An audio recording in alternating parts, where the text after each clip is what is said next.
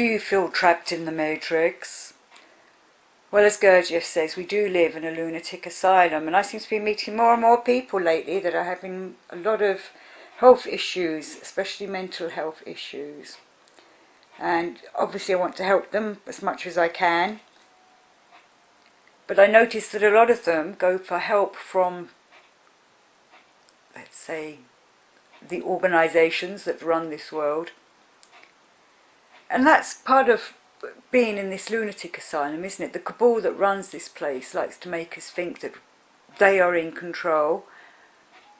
Well, they are in control, but that they're there like a, a nice fellow auntie or a loving uncle who wants to help you through, but at the same time it has to be done their way. We are not free beings, are we? Which is what causes a lot of the mental health issues in this world. We are not free to think, we're not free to do what we want, even though we are told we are. As we walk through this world, from the Gurdjieff point of view, we remember that there's lots of laws, but they're the cosmic laws, the universal laws that work upon this planet. And not many people are attuned to them. Whereas the mental health issues that I'm seeing more and more of in this world is from laws that have been created by the cabal that runs this world, who, they're doing it for us, they're out here to look after us, but at the same time we know they don't really care about us. They're too busy making their money or bringing misery, or, if you're coming from a esoteric point of view, the dark forces are going to try and keep humanity down. That's their whole mission on this planet, is to stop us finding the divine, finding ourselves and finding the divine within ourselves.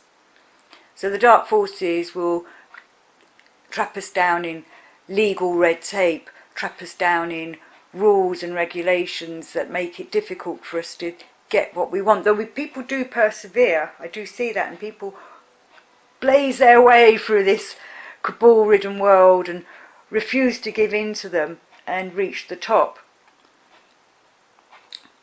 But maybe they're getting a little helping hand from the cabal when they see they can't break that person. Or maybe the cabal has some kind of blackmail on them that makes them follow their way, do what they are, become the puppets of the cabal, which we're seeing more and more again of, which is being revealed to the world as those that have eyes to see begin to see it.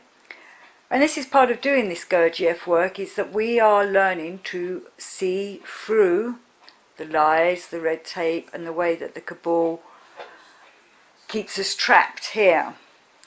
Yet it still also has an effect on our mental health, because we suddenly feel imprisoned and we're not sure how we can free ourselves from it. And in a way, Gurdjieff was explaining to us that we cannot escape the lunatic asylum. We can't jump off this world, there's nowhere to go and hide from it all. We are part of it. In the olden days, people used to hide away in the monasteries or the temples and become reclusive. We can do that, but maybe it doesn't help with our development. It's good to break away now and then and go and be a recluse somewhere, or go into a retreat just to regather ourselves, rebalance ourselves. But we must also remember that it is this world that we are supposed to be living in. Even though it is a cabal-run world, we have to navigate our way through it. And being aware of what the cabal is doing to us, we can sidestep their little games and their tricks to keep people tethered. They like to keep people tied to to their way of living. Trap people in houses, trap people in mortgages, trap people in family ways, trap people in mental health issues. People are looking for ways to fix their health, but they're not looking at ways to fix their soul and their spirit, which is what Gurdjieff and Steiner are coming from, of we need to develop ourselves in a harmonious way, and not just in this being able to live in this physical world, walk this physical world and get by. Though sometimes it feels like there is nothing else out there but the physical world. But when we develop ourselves and work on ourselves, the Gurdjieff work, we become aware of the higher forces, we become aware of the higher agenda. And when we work on our own aims and our own wishes, our will, if we develop our will, we can then find our purpose in this life, which is not necessarily to be a part of the matrix. I was talking to someone earlier this year about this whole matrix thing, and I realised that there's also people on the, let's say, the alternative scene that come from two different angles. There are those that are trying to fix the matrix and those that are trying to break the matrix. I'm not sure if either can be done. Fixing the matrix so that we live in a better world, I could see, coming from the Rudolf Steiner point of view, that we are out to help all beings, whether it's the dark forces or humans or even the light forces. They need a bit of help now and then as well. And so that way we can fix the matrix because we are sending forth the right good vibrations that help to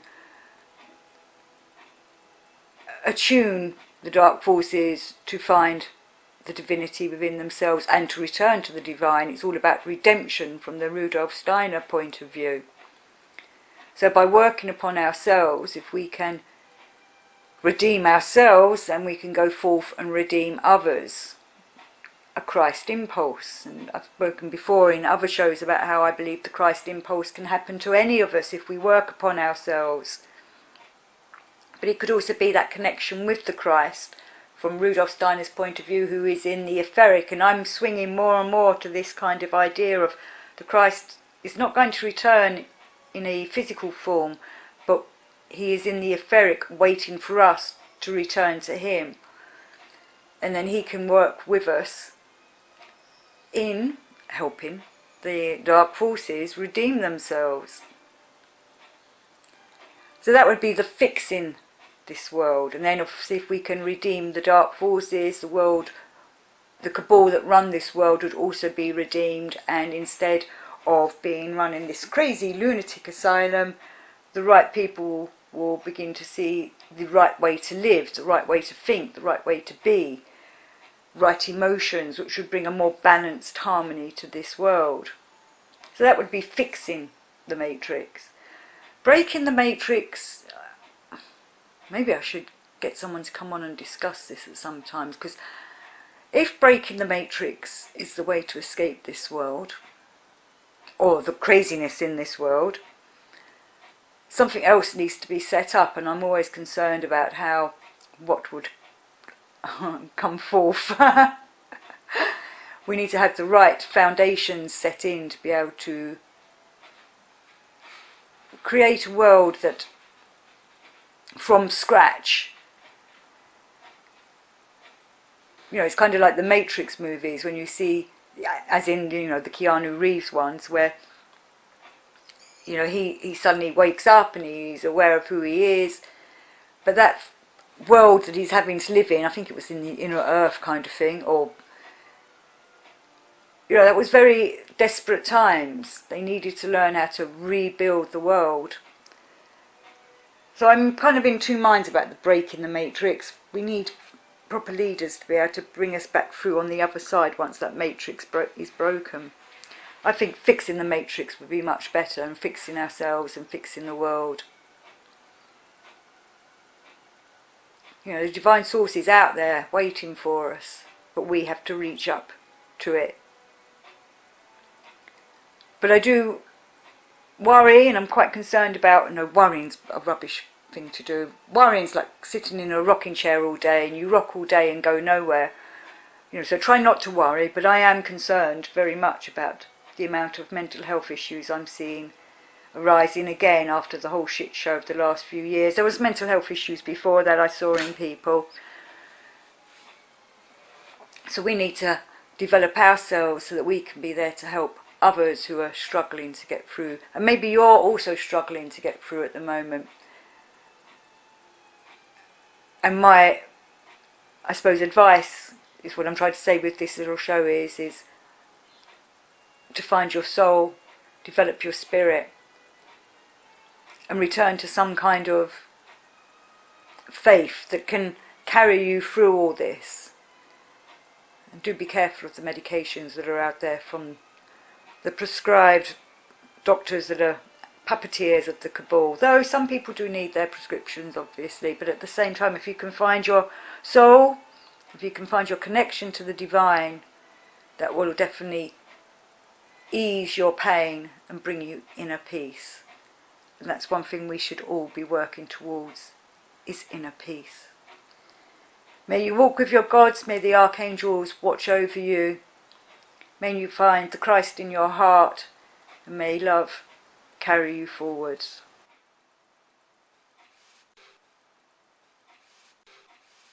So what is a dream? So many people have them, especially when they're asleep. Are we living a life that is a dream?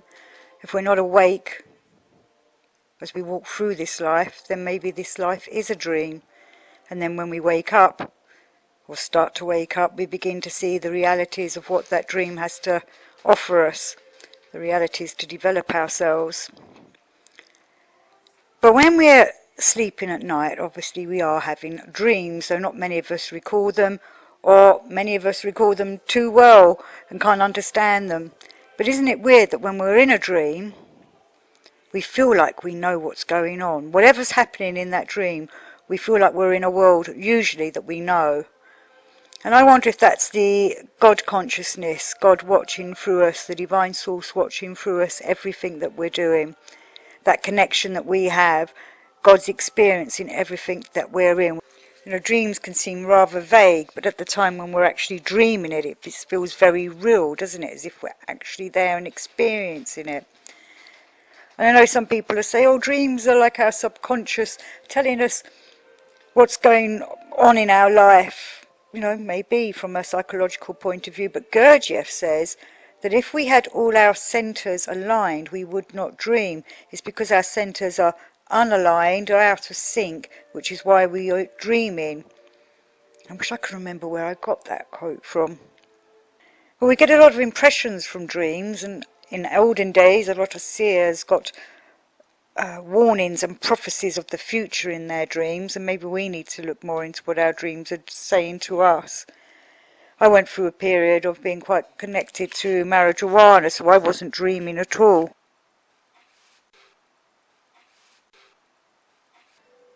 The world indeed is chaotic, and the cabal that runs it gives us a false sense of security. It wants us to feel secure in our lives, that everything's under control, that everything's going to be okay.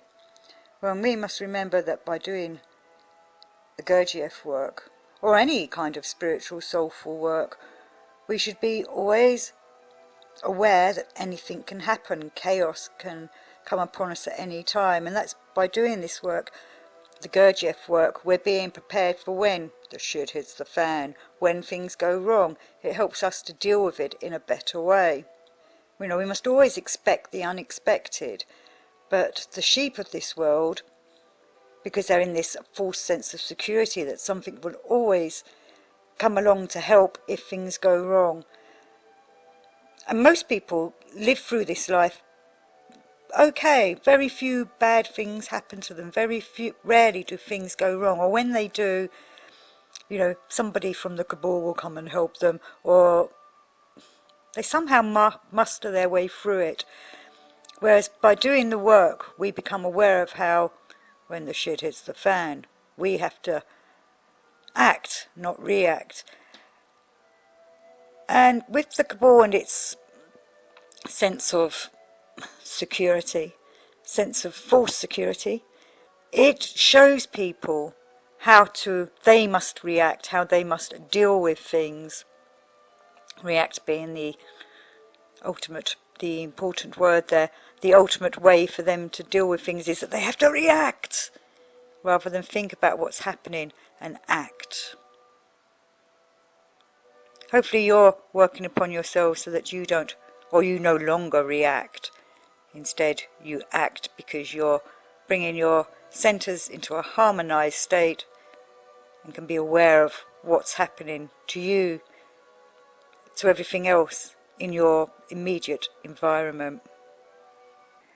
It's all another distraction when we need to be not chasing dreams and addictions. We should be working on our aims and our desires to develop ourselves and our will.